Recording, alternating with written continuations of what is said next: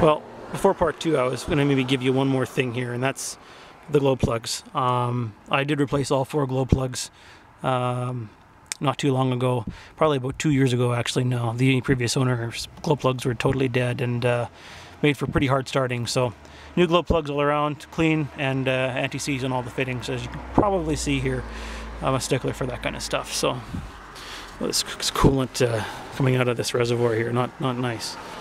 Okay, so that's the front of the Land Cruiser. No issues here. I've had the cowling down for maintenance. That all works as proper. Inside here, everything's cool and proper. I've done new stainless steel brake lines here, a little longer than factory for some added articulation. New dust covers, new knuckles, bearings, all that stuff is redone. New seals on the end of the axle, the whole thing. Cleaned everything up not too long ago. This was all cleaned up, re-greased on both sides. That's all cool. The exhaust is in good condition until it gets to about the back, and then I would probably be looking at cleaning it up from here back. It's pretty tired, I think, back here. So that's the exhaust situation. On the side of the vehicle, just standing back and looking at things. The roof rack I'll let the new owner have. So $500 I spent for that, and it's really handy to have. It's got the adjustable tie down points on it, so it's kind of cool. Old Man Emu markings here. I was told by the previous owner that there is Old Man Emu shocks that I don't know. They do look like that, they're labeled like it, so it could be. And OME heavy duty suspension. You will notice, perhaps, depending on the angle of the light, that the doors on both sides are a slightly different color, ever so slight, than the rest of the body, and that's just because they were painted from another vehicle and they were painted by the previous owner himself. No issues, nothing rusting or peeling here on the doors at all. Just a very small difference in color. Maybe you can tell on the video. It's hard to see. If you look at it at different angles, it looks the same. I have a hard time noticing myself. What else here?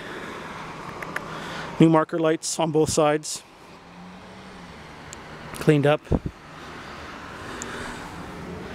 On the back, the OME dropped down 2.5 inch.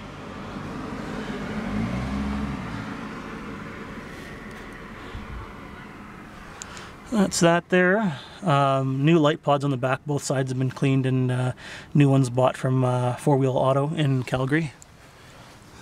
On the back side here, the previous owner cleaned and got new bumpers. I have there's my 12 volt 7-pin 4-pin combo. Been off-roading here, so sorry the mess. This is the trailering hitch set up here with the 4-pin on the side here. Quite handy, that's for sure. And I have trailer brake controller inside the vehicle as well that I wired up. Speaking of trailer brake controller, let's go in. By the way, I have working keys and locks, all 4 doors open, or all 3 doors I guess you could say, open with keys. Nothing is screwed up on that side of things. Sorry for the mess on the inside here. Speaking of things on the inside, the one thing I would want to bring up, and I think I mentioned this in my posting, and if I didn't, I apologize. Before I sell this vehicle to anybody, I'd likely be working on this here. As the copper pipe comes in through the firewall, it hits a T-joint here and goes down to the rear radiator core. These 2 hoses are new, as is the core in the back. It's from Spectre Off-Road. The previous owner did not have a functioning rear core under the console, so I fixed that. The problem is this copper pipe here is old and thin, and it's starting to little bit of a leak here. You can just see a little bit of coolant puddling here. That's going to have to get cleaned up. I'm not a fan of that, so probably fix that myself. Again, sorry for the mess inside, but c'est la vie. Alright, underneath the seat here, a lot of other shit happening here that you're probably wondering about. This is the 24 volt cable coming back on a big 8 gauge. Everything's labeled to where I can. I have a Blue Sea system. Let's see if I can bring out the flashlight. Get some light in here. Okay, so I have a Blue Sea Systems 12 volt distribution fuse block. That's actually coming off of to the left here, the ICT 24 volt to 12 volt 40 amp DC to DC converter.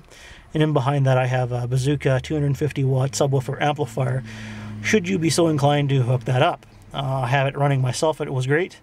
Back before I had my regulator problems, which led me to replace the Next Step regulator that I have under the hood. Previous owner had a converter in the glove box, a Samlex unit. I've now mounted my ICOM 7000 ham radio in here. But the previous owner had a DC to DC in here that was powering up his CB radio. Well, I took the CB out myself, installed the bracketry for my ham stuff, and I also put in a Alpine deck here, the CDA 9851. That was running just fine for probably about 2 years until my regulator was blowing out and I was charging my batteries at like 50 volts. So it led me to have to replace the regulator with the new one, and obviously since then I haven't had a chance to get this back online. The deck is working, guaranteed I can get that fixed by putting another or splicing that into my existing DC to DC underneath here. I'll definitely get that going.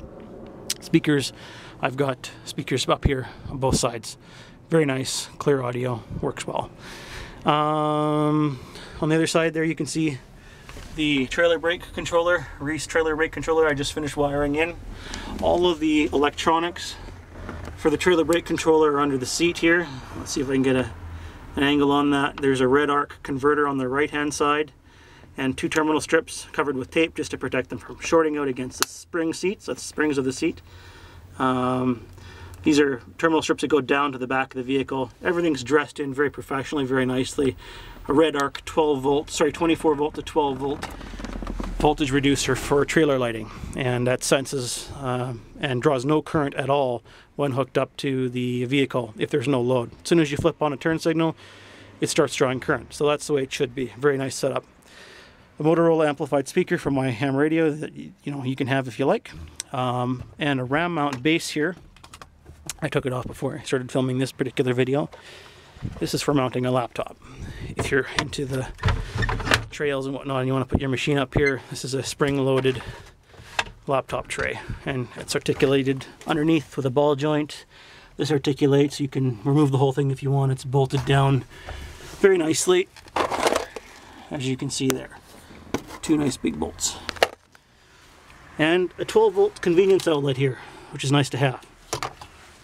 Okay, so that is the front of the vehicle. Also to note, 2 Honda Prelude seats. Previous owner installed these from 1992 Prelude, I understand. So make things a lot more comfortable off-road, I'll tell you. On the dash, everything's cool. A little bit of a mark here on the dash pad itself, but nothing to write home about. I didn't bother to worry about it. And a level gauge. Level gauge, fun times, that is. Let's see, I think that about covers it. The seat in the passenger side is in fantastic condition, nothing wrong at all, no holes punctured. Same thing with the driver's side, although the cushioning on the right there is a little bit off. It's not a big deal. There's a little, right in behind here on the other side, I'll show you from the other side of the vehicle, is a small little hole starting, but it is a seats from 1992. What can you say? Let's go over. Did I unlock it? No, I didn't. Hang on. I'm going to stop the video here, and this will be part 3. Get the keys out.